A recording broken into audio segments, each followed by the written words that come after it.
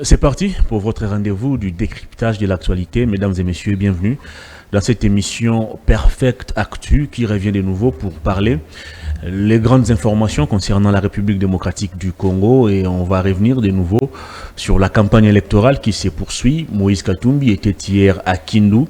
Un incident malheureux s'est produit qui a conduit même à la mort de l'un de ses lieutenants, à la personne de maître Dido Kakisingi. Il était coordonnateur provincial de la jeunesse d'Ensemble pour la République pour les comptes de la province du Maniema. Il a trouvé la mort après avoir été atteint par une balle. Les enquêtes seront-elles déclenchées pour mettre la main sur les responsables de cet acte? Nous en parlerons dans cette émission. Plusieurs blessés ont été aussi enregistrés, et Moïse Katumbi, bien avant de quitter Kindu et prendre la direction des Kalemi ce mercredi, a pris le soin de rendre visite à toutes ces victimes. Et après, avec Matata Pogno, ils ont pris la direction du Tanganyika, et précisément au chef-lieu qui s'appelle Kalemi, où une marée humaine a accueilli Moïse Katumbi, candidat numéro 3 à l'élection présidentielle. L'actualité, c'est aussi l'annonce de l'Union européenne qui a décidé de retirer ses observateurs qui étaient déjà déployés en République démocratique du Congo en raison des contraintes techniques. Et plus loin, il y a des observateurs qui font savoir que c'est le flou entretenu par la CENI jusqu'à ces jours qui a conduit au retrait des observateurs de l'Union européenne. Doit-on remettre en cause la crédibilité du processus? Nous en parlons dans cette émission avec Madame Patricia, cadre d'Ensemble pour la République et candidate aux législatives nationales dans la circonscription électorale de Moamba. Bienvenue, madame. Merci beaucoup à vous. Comment allez-vous? Je vais très bien. Comment ça se passe au niveau d'Ensemble pour la République? Est-ce que tout va bien? Ensemble pour la République se porte très bien, mais en deuil. Exactement. Ensemble pour la République, une fois de plus, en deuil. Ensemble pour la République paye un prix fort. Il paye vraiment un prix fort pour le prix de la démocratie, pour le prix de la liberté de la République, pour le prix du bien-être de nos populations. Ensemble pour la République de Moïse Katumbi Tchapwe paye un prix fort. Nous avons payé d'un prix fort en la personne de, paix à son âme, Chérubin Okende, dont le procès se manifeste en nullité carrément. Il décide de rendre le corps à la famille. Mais qui est le vrai commanditaire de ces crimes odieux? Aucune réponse.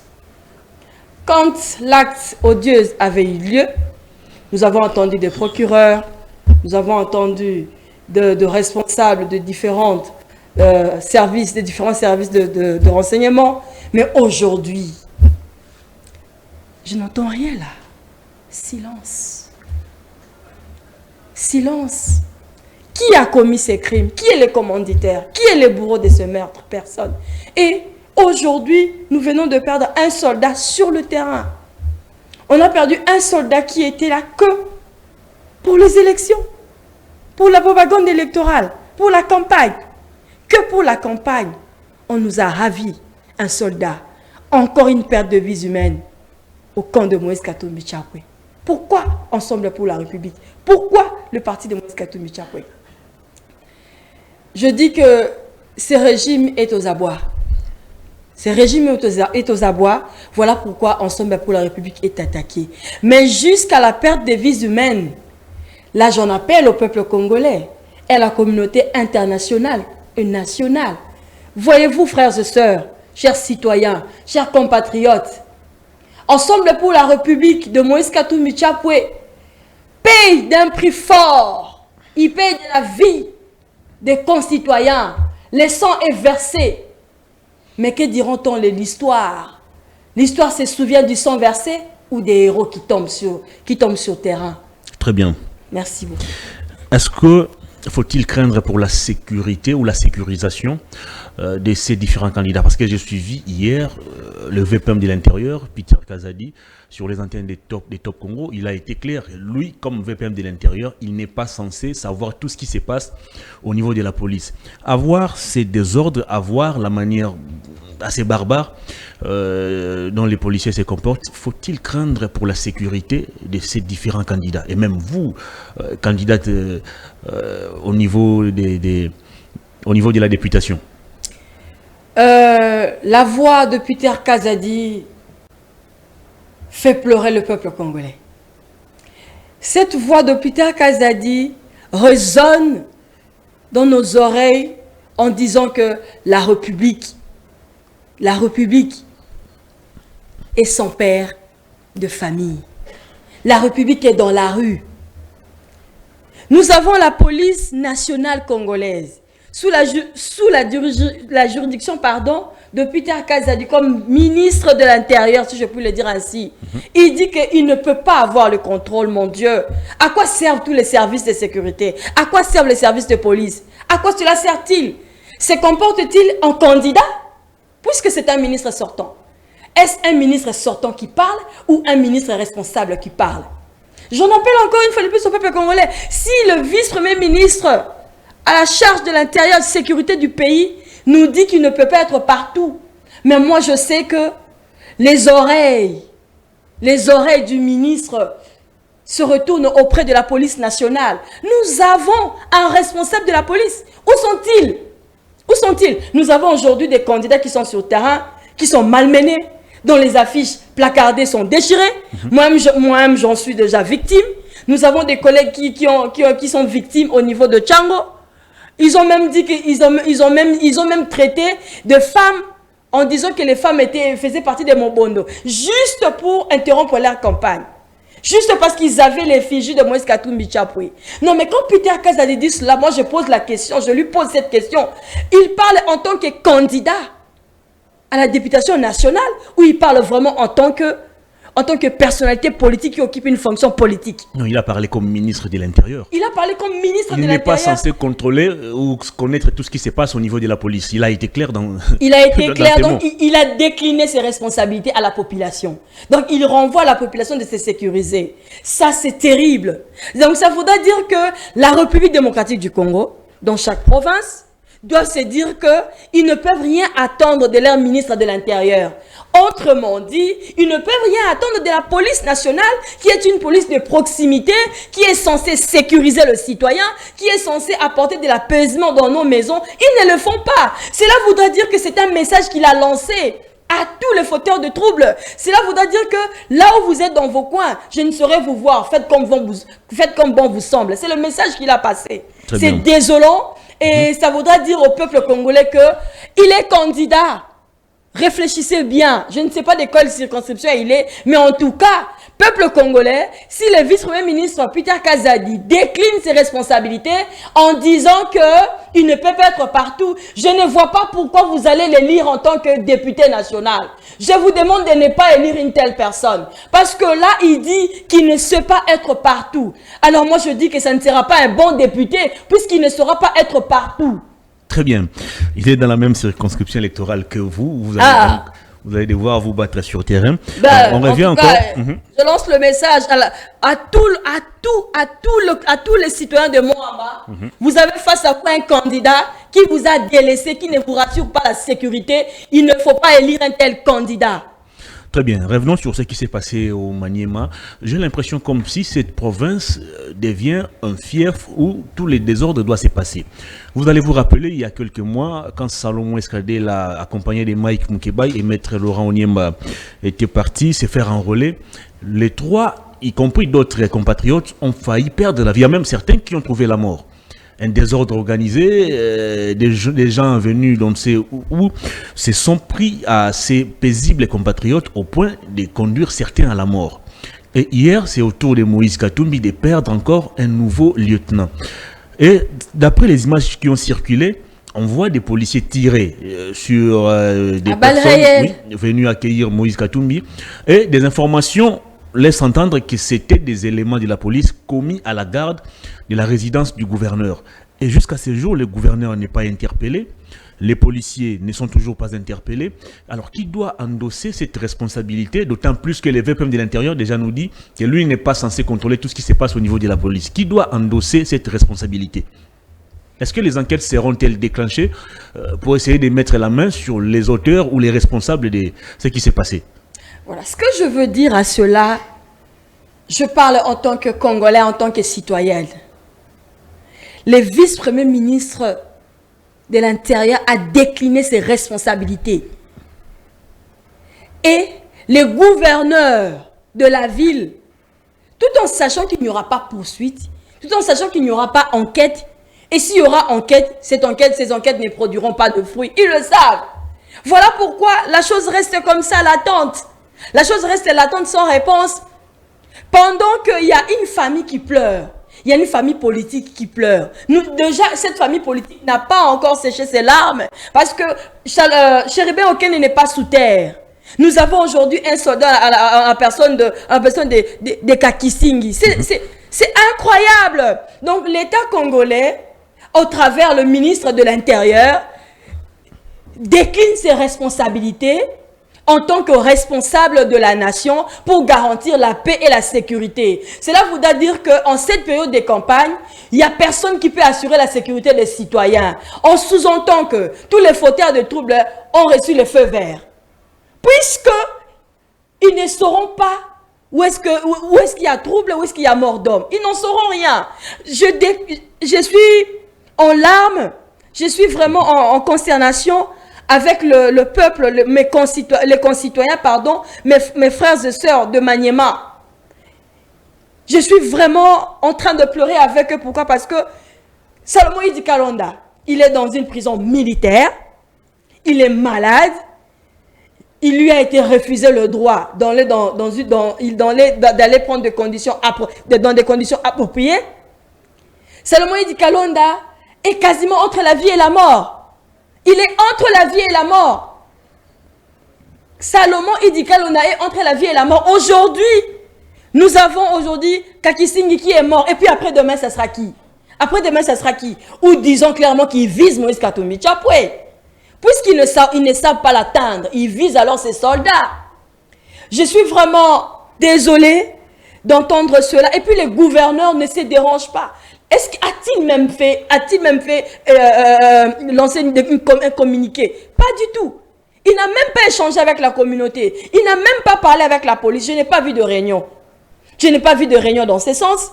Je n'ai même pas vu qu'il y avait de communiqué ni de message par rapport à la famille. Je n'ai rien vu. Et même alors, je n'ai même pas entendu la police au niveau du Maniema, avec le responsable de la police de là, décrier la situation. Je n'ai même vu personne qui est en train de dire que nous attendons le résultat des enquêtes. Même cela n'y en a pas eu. Pourquoi? Parce que c'est seulement Moïse Katumbi Tchapoué. Est-ce que j'ai une question à poser aux ennemis de la République? Tous ceux-là qui sont en train de verser leur sang, sont-ils congolais ou ne le sont-ils pas? Ont-ils acquis le prix d'être congolais à prix d'argent ou à prix de naissance ou par sol seulement? C'est une question que je leur pose. Mais c'est vraiment décevant. Je laisse le peuple congolais voir ce qui se passe dans notre pays. Juste pour une campagne électorale, on va verser le sang. Nous ne l'avons pas vu du temps de Kabila. Ah non, là, il y a... Pendant la campagne, non. Il y a des faits qui vont vous contredire. Il y a eu pratiquement une fusillade au niveau de l'aéroport international. Il y a une fusillade, mais pas pendant la campagne. C'était pendant la campagne. C'était pendant la campagne. Le jour où les gens sont partis accueillir Étienne Tshisekedi.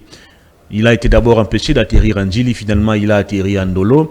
Et lui, il était décidé à aller vers Ndjili pour voir l'officier qui l'avait empêché d'atterrir en Djili. Et voilà. ce jour-là, il y a eu fusillade. Voilà un exemple. Donc, je me rends compte qu'ils sont juste en train de copier ce qui s'est passé. Et pourtant, le régime sortant a dit, ne copiez pas ce que nous avions fait de mauvais, copiez ce qui était bon. Donc, ils sont en train de copier ce qui était mauvais. Et voilà pourquoi ils sont en train de le reproduire, de les dupliquer ensemble pour la République. Alors, parce qu'ils ont peur de Katumbi Tchapoué. On va revenir sur Moïse Katumbi, mais commentons encore ce qui s'est passé à Kindu. Pour rappel, à la veille de l'arrivée de Moïse Katumbi à Kindu, La nuit, le podium où devait se tenir le meeting a été d'abord saccagé. Et la journée, c'est des attaques, c'est des blessés. Et finalement, on va enregistrer un cas de mort. Doit-on conclure que ce qui s'est passé était prémédité? Je suis politique, je fais une analyse. Je suis en train d'analyser le fait, puisqu'il y a eu quelque chose qui a commencé. Moi, je me dis qu'un groupe de gens avait préparé déjà cette action-là. Mais en arrivé à la perte de vies humaines, je ne serais pas vraiment rentré, je ne serais pas vraiment confirmé. Mais ce que je sais, c'est que tel que les choses se sont produites, il y a eu un groupe de gens qui ont dit non à la présence de Moïse Katumbi Chapwe. Très bien. Avant de retourner du côté de la régie et voir ce qui s'est passé à Kindu, une autre question. Est-ce que vous pensez que la suite de la campagne sera toujours apaisée, ou vous pensez qu'avec ce qui s'est passé à Kindu, il y a quelque chose de mauvais qui vient d'être déclenché et qui pourra peut-être conduire à une campagne peut-être très agitée? Bon, déjà, je veux juste vous parler d'abord de ce qui se passe à Kinshasa. Quand vous circulez dans les rues de Kinshasa, dans les grandes artères, vous avez l'impression que tous les députés, tous les candidats députés nationaux sont du pouvoir. C'est l'impression que tout le monde a. Dans ces grands pays, là où il y a plus de 800 partis politiques. Donc, tous les candidats sont les candidats de l'Union sacrée. C'est l'impression que ça donne. Il y a un souci. On est en train déjà de tendre vers le mal. Parce qu'il y a certains candidats qui ont peur. Qui vous empêche de mettre aussi vos affiches nous placardons sur la voie publique? Quand vous avez une affiche avec l'effigie de Moïse Katumbi, ils déchirent, ils coupent en deux. Ils vous laissent, ils coupent en deux, ils enlèvent le visage de Katumbi. Ils coupent en deux, ils laissent le visage de Katumbi. Que ça. Dans les grandes... Vérifiez. Dans la grande route, sur la grande route, quand vous allez, vous voyez, vous avez l'impression que tous les candidats sont de l'Union sacrée. Donc tout le monde est de l'Union sacrée. Mais quand vous n'êtes pas de l'Union sacrée, si seulement vous êtes de Moïse Katumbi Chapwe, en tout cas, on vous divise en deux.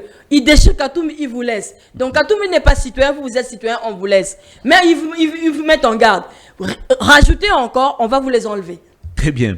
On va retourner du côté de la régie, mesdames et messieurs, pour voir ce qui s'est passé hier à Kindu, lors de l'arrivée de Moïse Katumbi Chapwe. Et puis on va aussi voir l'arrivée aujourd'hui à Kalemi du candidat numéro 3, Moïse Katumbi, accompagné ou accueilli par une foule immense. Comme toujours. Comme toujours. Ce sont les urnes qui vont trancher en tout cas. Oui, oui. On suit et on se retrouve toujours juste après. La soda ndio kwa pita masasi mwingine.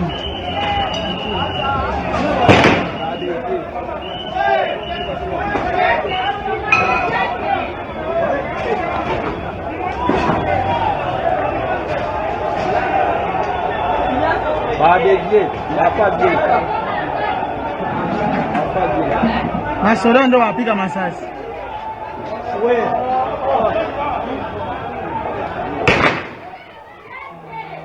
Konsinya gani ya mbaya hii? Kupatia masasi leo kwa vipi?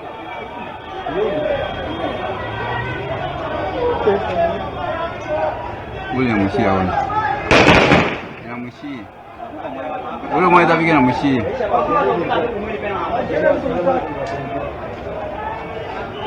Ni mshia ule.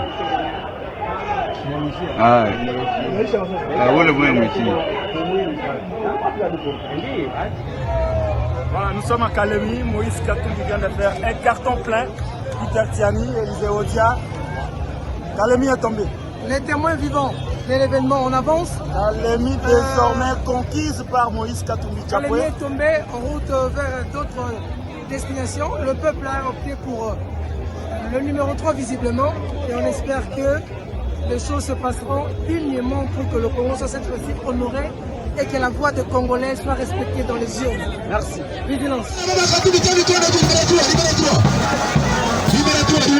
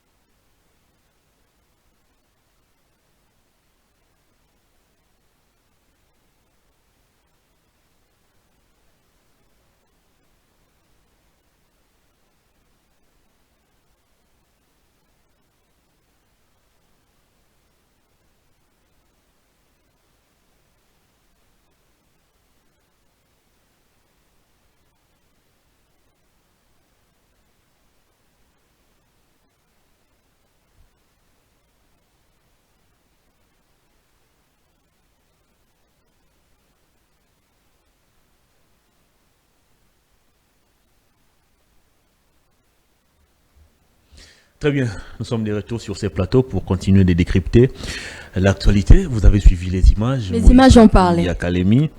D'abord, ce qui s'est passé à Kindu, à voir ces images, on peut constater que c'est une population paisible. C'est des gens qui n'ont pas l'intention peut-être de provoquer la police. Mais comment on peut arriver à ouvrir ou commencer à tirer sur ces paisibles, citoyens? C'est juste les caractéristiques d'un régime qui est aux abois. Parce que là, selon les images que je viens de voir tout à l'heure, on a l'impression de voir que ce sont des militaires qui sont en face de rebelles. Donc les policiers sont en train de tirer à balles réelles face à une population sans armes. À une population sans armes qui n'a même pas créé du trouble. Non. Donc nous étions face aux policiers qui cherchaient en fait où sont les rebelles. Et le rebelle, c'est la population. Ils ont ciblé carrément. On l'a vu, nous avons vu les images. Ils sont en train de cibler, ils sont en train de chercher en fait. Ils cherchent le rebelle. Ils cherchent qui tirer. Donc, s'il y avait un passant, ils allaient encore tirer dessus. C'est clair, les images parlent. Peuple congolais, les images parlent. Regardez comment les policiers cherchent qui tirer. Comment est-ce qu'ils cherchent qui tirer? Ils veulent tirer sur qui? Sur le Congolais. Ils veulent tirer sur qui? Y a-t-il des ennemis là-bas? Je n'ai pas vu les M23 là-bas. Ce sont le peuple congolais qui sont là. Mais ils cherchent à tirer. Ils se mettent en position de garde pour tirer. C'est incroyable. C'est ce qui s'est passé à Kindu. Regardez. Ils tirent face à une population qui est sans armes, qui n'est pas armée. Mais ils tirent. Mais l'air garant vous dit qu'il ne peut pas contrôler tout ce qui se passe. C'est grave. C'est grave, peuple congolais. C'est grave. Très bien. Moïse Katumbi poursuit sa campagne électorale. Ouais. Il est arrivé aujourd'hui à Kalemi, chef-lieu de la province du Tanganyika. Marée humaine, mais pour certains au Katanga, on ne peut pas être surpris que Moïse Katumbi fasse le plein. Non, mais Moïse Katumbi n'est pas le président de la République. C'est son véritable fief, son fief naturel. Moïse Katumbi n'est pas le seul candidat, mais les images parlent. Les images ont parlé. La population a parlé. La population tranche. Connaissez-vous le directeur de campagne de Moïse Katumbi Chapwe? Non. Son directeur de campagne, c'est qui? Apparemment, c'est le seul candidat qui n'a pas rendu... Son directeur de campagne, c'est la population. Le directeur de campagne de Moïse Katumbi Chapwe, c'est la population. Voilà pourquoi il y a toujours de marée humaine quand il passe. Puisque c'est la population qui est son directeur de campagne. C'est la population. Son directeur de campagne, c'est la population. Voilà pourquoi il y a de marée humaine. Voilà pourquoi les gens le suivent. Et tout ce marée humaine-là font peur. Jusqu'à arriver à tirer sur de paisibles citoyens. Vous avez peur. Dites-les très haut. Dites-les si haut que vous avez peur. Vous avez peur du candidat numéro 3. À qui Moïse Katumbi peut-il faire peur au niveau du pouvoir? Vous avez un Félix Tshisekedi. En tout cas, Moïse Katumbi fait peur à ceux-là qui ont des armes. Ah bon? Il fait peur à ceux-là qui ont des armes. Ensemble pour la République n'a pas d'armes. Mais ceux-là qui tirent sur les populations, paisibles, sur les Congolais de sang, sur des Congolais qui sont sur leur territoire, dans les territoires nationaux, ils tirent sur eux. Ce sont ceux-là les ennemis de la République. On vous accuse de rouler pour l'Occident. Vous êtes, Moïse Katumbi, c'est un candidat fabriqué par l'Occident. Sa mission à la tête du pays sera de brader nos ressources minières et naturelles, de liquider pratiquement le pays. Vous répondez quoi à cette accusation? En tout cas, pendant quasiment 4 ans ou 5 ans, je n'ai pas vu Moïse Katumbi faire le tour de l'Occident. Je n'ai pas vu Moïse Katumbi faire le tour du monde. Je n'ai pas vu Moïse Katumbi faire le Magellan. Je ne l'ai pas vu. Et qui l'a fait? En tout cas, nous avons vu les candidats numéro 20, le président sortant, faire le tour du monde à la quête des investisseurs qui jusque-là ne sont jamais arrivés.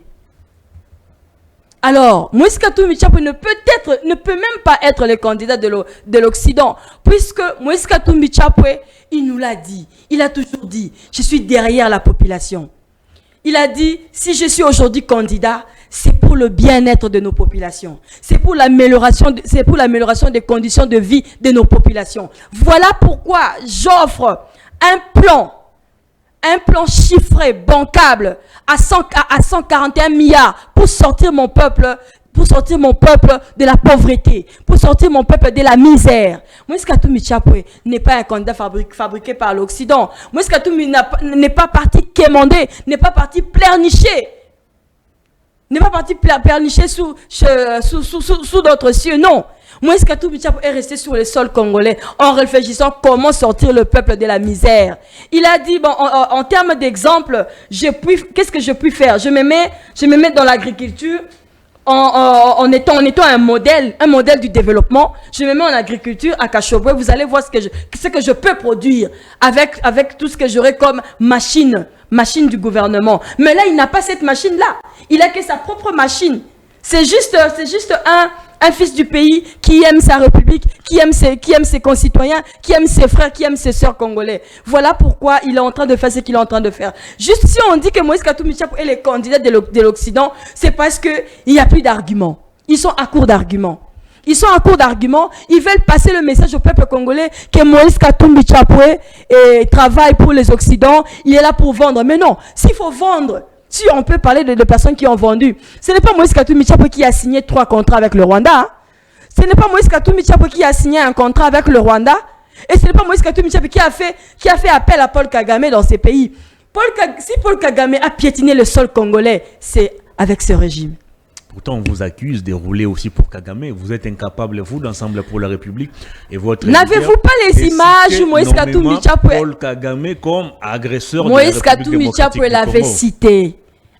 Il l'avait cité. Je ne sais pas si vous êtes à court d'image, si vous ne l'avez pas. Moïse Katumbi Chapwe avait clairement cité. Il avait cité l'Ouganda et le Rwanda. Il l'avait cité.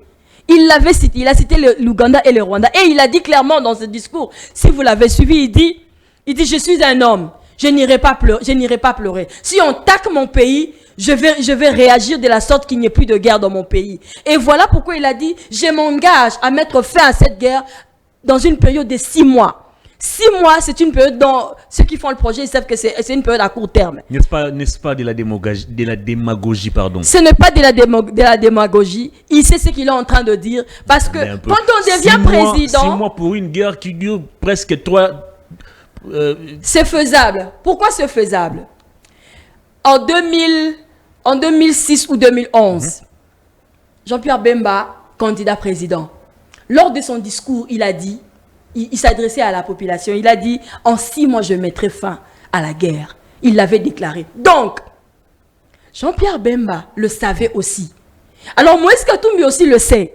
Alors, ceux-là qui ne le savent pas qu'en 6 mois, on peut mettre fin à une guerre, ça c'est une... De quelle manière? Pardon? De quelle manière? De quelle manière? C'est la grande question. Il va vous le démontrer. Pratiquement 30 il va vous la démontrer cette manière. Moïse Katumbi Chapwe non. Il a présenté son programme. Et dans son programme, il a inclus les questions de sécurité. Et il a mis tout un paquet, tout un capital en ce qui concerne la sécurité de la nation. Il l'a fait. On ne devient pas président en disant que non, c'est les autres qui ont fait. Non. Quand tu hérites d'une fonction, tu dois assumer. Et Moïse Katumbi Chapwe se prépare d'être président. Mais si les autres ne s'étaient pas préparés à devenir président, voilà pourquoi nous sommes dans le chaos.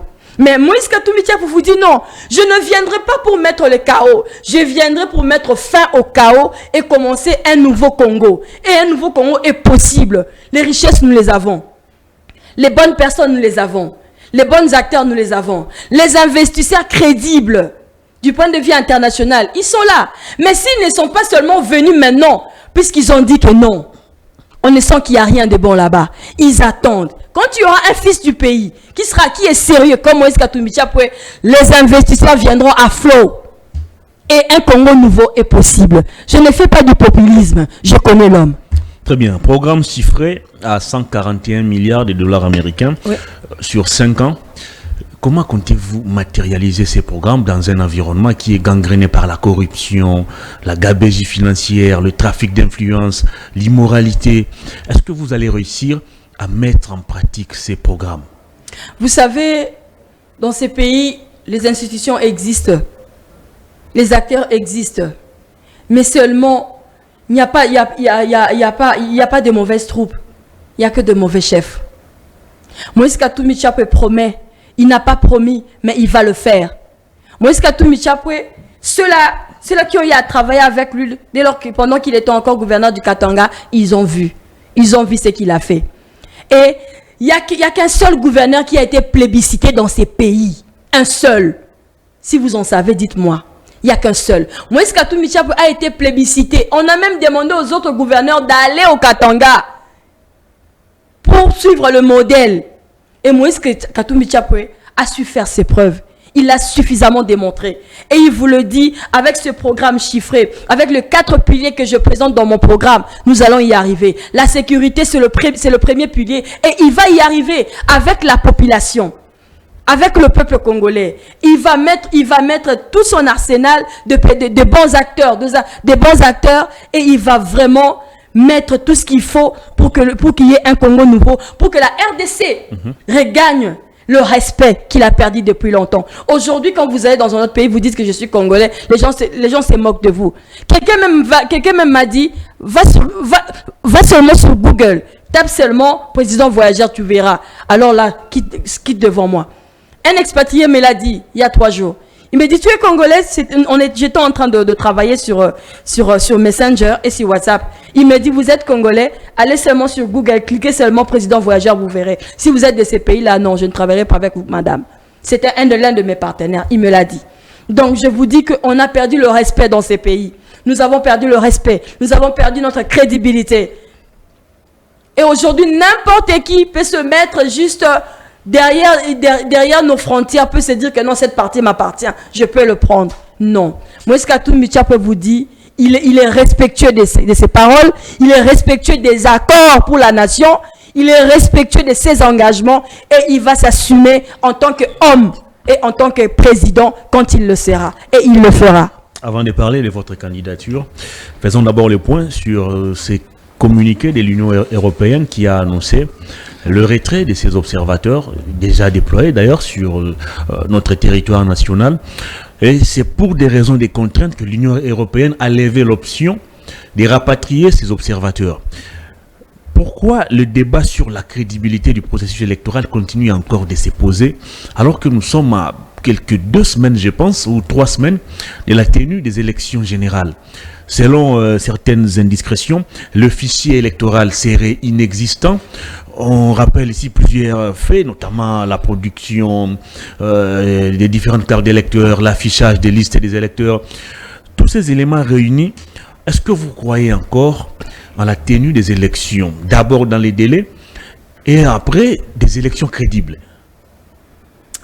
Ce que je veux vous répondre, je dis que je parle en tant que Congolais, fille du pays. J'étais zaïroise, nous avons tous muté, nous sommes devenus des Congolais. Donc je suis fille de la nation, je suis citoyenne de ce pays. Je dirais que la crédibilité, je suis désolée, je dis qu'il n'y a pas de crédibilité.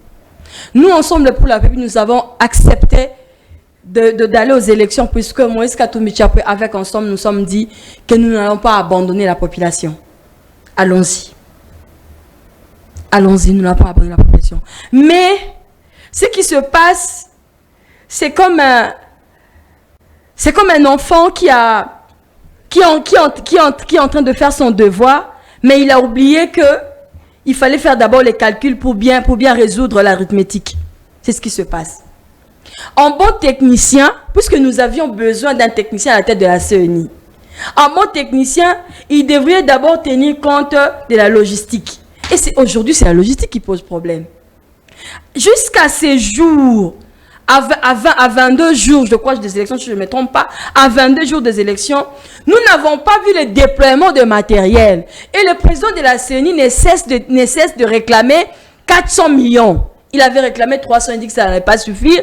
Il disait que si on ne donnait pas 400 millions, les déploiements risqueraient de prendre 2 mois jusqu'à l'arrivée de matériel.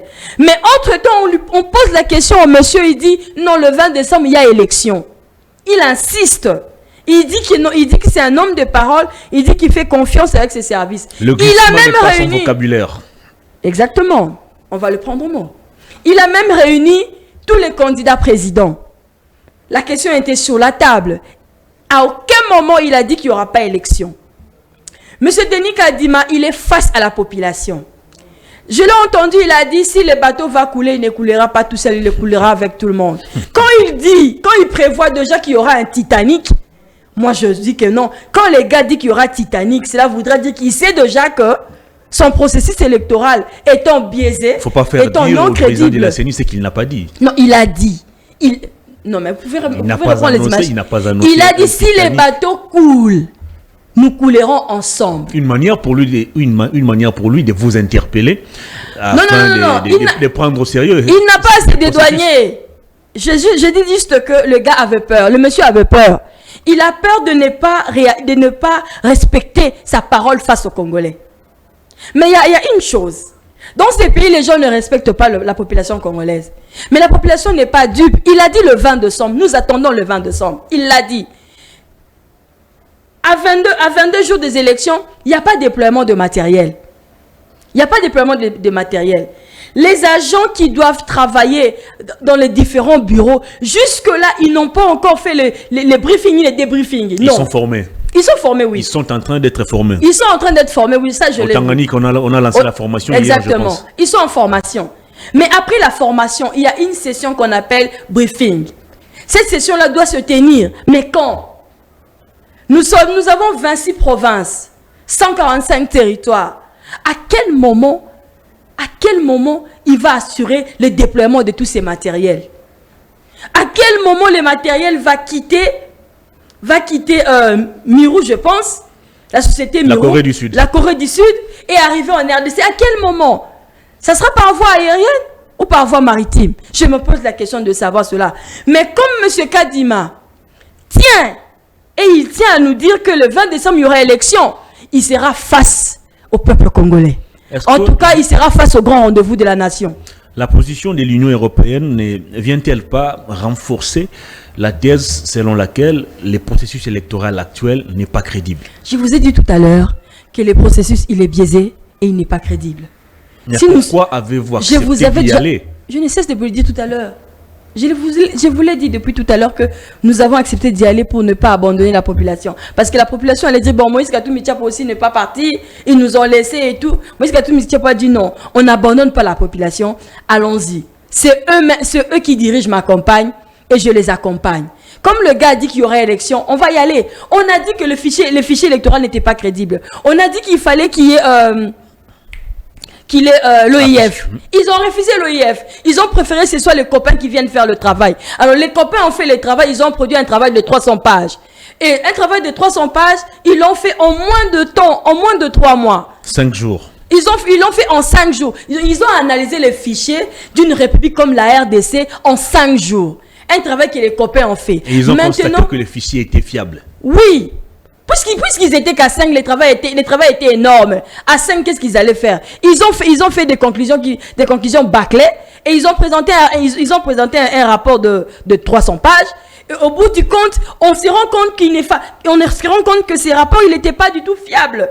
Les rapports n'étaient pas du tout fiables parce que déjà, je me dis que l'OIF est parti. Aujourd'hui, l'annulation des observateurs de l'Union européenne. Et après, ça sera qui? L'Union européenne avait déjà promis que ces équipes seraient déjà là. Mais là, c'est fini. Ils ne viendront plus. Maintenant, qui fait confiance à ces processus pour ne pas... Il y a l'Union africaine, il y a la SADC qui va peut-être déployer aussi sa mission. Ça a commencé. La CEEAC peut-être l'OIF a commencé. L'Union européenne a commencé. Je vous jure que demain, il y aura d'autres qui vont encore partir. Et puis après, il y aura d'autres qui vont partir. Et puis après, il y aura que l'église catholique qui restera au milieu du village. Et puis après, on verra. C'est dans 22 jours. C'est dans 22 jours.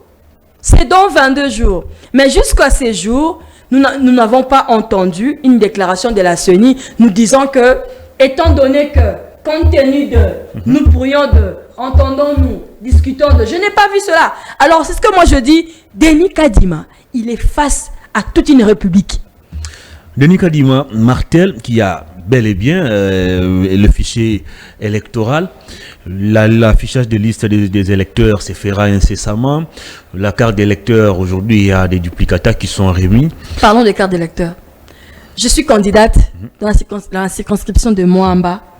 Je peux vous dire que mes électeurs, ceux de ma base, quand ils vont je suis face à la caméra. Quand ils vont pour prendre une carte d'électeur, on demande 7 000 francs. Ah bon? Oui, on demande 7 000 francs, on demande 10 000 francs. Ils n'ont déjà rien. Ils ont déjà été rackettés par cette histoire de la taxe RAM. Le peuple congolais a été racketté par l'histoire de la taxe RAM. Mais aujourd'hui, quand ils vont dans les antennes, on leur demande 7 000 francs, 10 000 francs. Où vont-ils pour trouver cet argent? Voyons qu'on leur exigeait de l'argent pour un document qui est gratuit. Ils ont trouvé une solution à eux. En trouvant cette solution-là, qu'est-ce qu'ils ont trouvé comme solution? De prendre sa carte d'électeur, de les repasser à tissu blanc, et d'en obtenir la visibilité. C'est la solution qu'ils ont trouvée. Puisqu'ils doivent vivre, ils doivent aller dans des banques, ils doivent trouver des solutions. Ils doivent aller à l'hôpital et tout. Mais étant donné qu'un document qui est gratuit, certains bureaux exigent de l'argent, 7 000 francs, 10 000 francs, dans la circonscription de Moamba, ils l'exigent.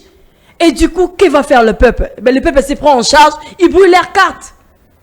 Et voilà, ce sont des situations que nous emmène la CENI, avec M. Denis Kadima qui nous promet qu'il y aura élection le 20. En tout cas, il sera face à toute une nation. J'espère qu'il a des épaules pour ça. Très bien, je reviens encore sur ma question.